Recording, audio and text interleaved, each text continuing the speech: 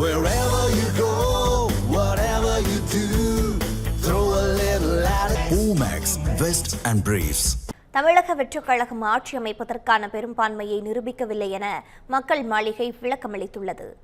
தமிழக பொறுப்பு ஆளுநர் அர்லேக்கருடன் தமிழக வெற்றிக் கழகத்தின் தலைவர் விஜய் நடத்திய சந்திப்பு குறித்து விளக்கமளித்துள்ள மக்கள் மாளிகை, தமிழகத்தில் ஆட்சி அமைக்க 118 எம்எல்ஏக்களின் ஆதரவு தேவை என்பதை வலியுறுத்தியதாக தெரிவிக்கப்பட்டுள்ளது.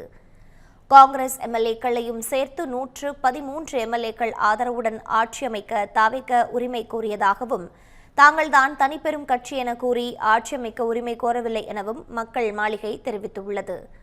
கூட்டணி என குறிப்பிட்டுள்ளதால் 118 எம்எல்ஏக்களின் ஆதரவு தேவை என மத்திய அரசின் கூடுதல் தலைமை வழக்கறிஞர் தகவல் வழங்கியதாகவும், அதன் அடிப்படையிலேயே வேறு எந்த கட்சிகளின் ஆதரவு உள்ளது என தாவேகவிடம் கேட்டுள்ளதாகவும் மக்கள் மாளிகை விளக்கமளித்துள்ளது. தமிழக வெற்றிக் கழகம் ஆட்சி அமைப்பதற்கு தேவையான பெரும்பான்மை இதுவரை நிரூபிக்கப்படவில்லை என்பதையும் மக்கள் மாளிகை திட்டவட்டமாக தெரிவித்துள்ளது.